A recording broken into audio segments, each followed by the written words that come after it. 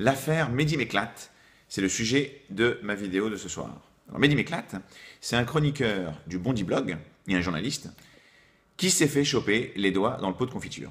Ça arrive, depuis des années, il avait un pseudo, Marcelin Deschamps, et il tweetait des injures antisémites, racistes, misogynes, etc. Alors, juste pour avoir une idée du personnage, voilà, c'est lui, pour vous faire une idée, c'est lui, en compagnie ici de Christiane Taubira, en couverture des Inrecuptibles, parce que c'était ou c'est le chouchou des médias de gauche. Télérama, Le Monde, Pascal Clark, les Inrecuptibles. Et j'en passe. Alors, un florilège de ces tweets. Marine Le Pen, je vais t'égorger selon le rite musulman. Caroline Fourest, grosse race maudite. Il est charmant, ce monsieur. Alain Finkielkraut, il faut lui casser les jambes à ce fils de... Ok, bon. Faites entrer Hitler pour tuer les juifs. Ok. Sarkozy égale la synagogue, égale les juifs, égale Shalom, égale oui mon fils, égale l'argent, il a de l'humour. Faites entrer Hitler, je l'ai déjà dit. J'ai gagné 20 $ au PMU, je ne les ai pas rejoués parce que je suis un juif. Parce que les juifs sont radins, tout le monde le sait.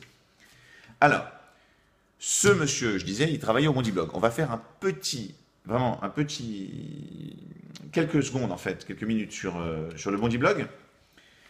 Il y a eu un article de Libération qui est paru suite à cette affaire, qui nous expliquait que le Bondi Blog, il luttait en première ligne contre l'antisémitisme, le racisme, la misogynie. Alors on regarde l'antisémitisme, d'accord ?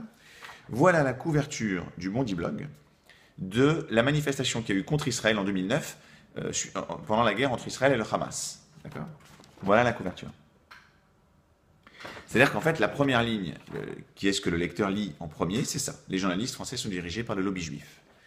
Ils ont couvert une conférence, d'accord, en 2009 aussi, sur les préjugés dont étaient victimes les différentes religions ou cultures en France, les arabes, les juifs, les bouddhistes, les chrétiens, les adventistes du 7e jour, et j'en passe. Voilà leur couverture. Un lecteur qui lit cet article, avant de lire l'article, il lit le titre, c'est comme ça, hein, et il voit ça. Ça imprime dans sa tête. En termes de combat contre l'antisémitisme, je vous dis franchement, j'ai connu plus acharné. D'accord ? Sinon, vous verrez l'interview d'Alexandre Devecchio dans Causeur, qui vous explique qu'en fait, je le cite, lorsque j'écrivais au Bondi Blog, il travaillait là-bas en 2008, le discours victimaire et communautaire était déjà dominant. La majorité des blogueurs en faisaient des tonnes sur les discriminations dont seraient victimes les musulmans et relativisaient, voire niaient, toutes les autres dérives pourtant omniprésentes en banlieue, pratiques mafieuses, sexisme, communautarisme, antisémitisme, homophobie, racisme anti-blanc. Ça n'existe pas, il n'y a rien à voir. Ça vous donne une idée quand même d'une certaine philosophie du Bondi Blog. Ils font peut-être des choses très bien à côté, mais quand même. Hein. Alors, les médias, parce que c'est ça qui m'intéresse.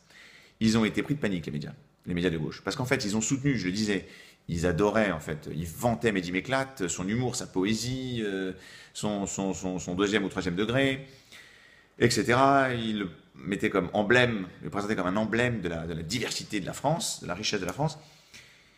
Et il se trouve que Mehdi m'éclate, il est raciste, antisémite, misogyne, etc. Alors, pour leur défense, ils ont dit on ne savait pas. Il y en a plein qui ont dit on ne savait pas. Le patron des Inrecuptibles, il a dit on ne peut pas garder Twitter, c'est impossible, c'est infini Twitter. C'est limite s'il ne lui disait pas qu'il ne savait pas l'utiliser. Voilà mes amis, une conversation du patron des Inrecuptibles avec le fameux Marcelin Deschamps. Voilà encore un autre capture d'écran, vous verrez, hein, vous ferez capture d'écran. Il discute avec Marcelin Deschamps, en sachant très bien qu'il s'agit de Mehdi m'éclate. Il n'y a pas de problème. Les collègues de Mehdi m'éclate au Bondi Blog, ils le prévenaient d'arrêter ses tweets. Ils lui disaient arrête. Pas parce qu'ils étaient choqués, mais parce qu'en fait, il allait se faire choper. D'accord ? Alors, pourquoi ? La question c'est pourquoi ? Parce que Mehdi m'éclate, il n'est pas très intéressant en soi. Pourquoi les médias ? Comment c'est possible que les médias de gauche, qui se disent défenseurs de la morale, qui luttent contre la discrimination, qui sont de gauche, qui ont des valeurs de gauche, comment ils ont pu adouber, adorer, propulser un mec qui est objectivement raciste et antisémite. D'accord ? Alors on va revenir au milieu des années 80 en France, et même en Europe en général, la gauche européenne a abandonné ses idéaux de toujours. C'est-à-dire qu'en fait, elle a embrassé le libéralisme économique, et elle a laissé tomber les luttes sociales. C'est un fait que je raconte, c'est pas un jugement. D'accord ? Et depuis le milieu des années 80, elle a opéré un changement de paradigme. Elle a remplacé les luttes sociales par... Elle a trouvé une idéologie de substitution. Elle a remplacé ça par l'antiracisme, le multiculturalisme. Pour être plus précis, en 2012, Terra Nova l'explique parfaitement. C'est un think tank de gauche qui pond des notes. Et il pond une note en 2012 où il théorise l'abandon des classes pauvres au profit des minorités. Il conseille au Parti socialiste d'adopter cette approche. Donc, comme le dit De Vecchio dans Causeur, avant, vous aviez le prolétaire contre le capitaliste.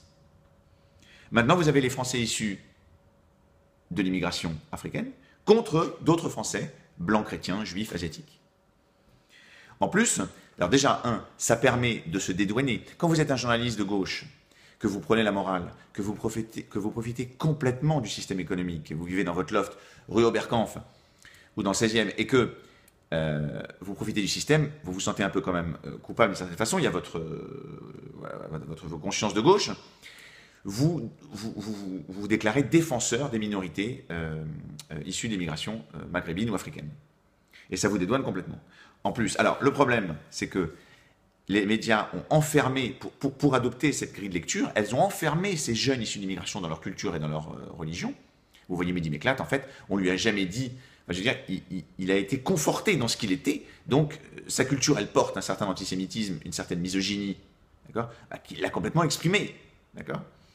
Mais en plus d'enfermer ces gens-là dans leur culture, elle se ferme elle-même, cette gauche, à tout ce que cette culture ou tout ce que ces minorités peuvent avoir de négatif, comme toutes les cultures, d'accord.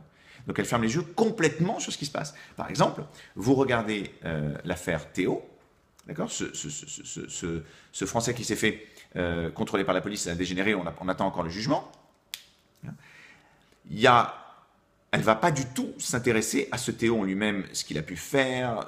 Par exemple, il y a des articles qui sont sortis sur le fait qu'il était mêlé à un abus de bien social, c'est en cours, hein. Je crois que le tribunal de Bobigny est chargé d'enquête, mais ça, les médias, ça ne les intéresse pas. Ce qui les intéresse, les médias, c'est que Théo est noir et qu'il a été agressé par des policiers blancs. C'est ça la grille de lecture.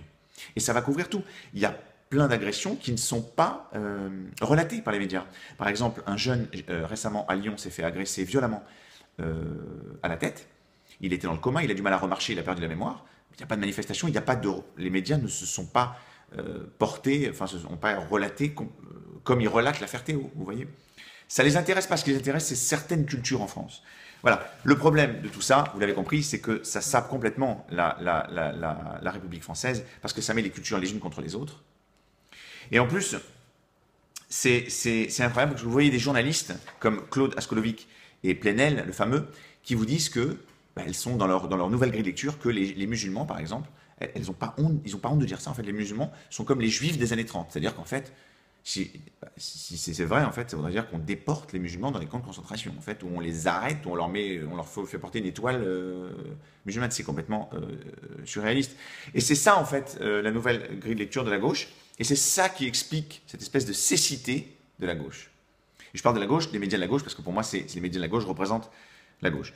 Voilà. À bientôt les amis pour une prochaine vidéo. Bye bye.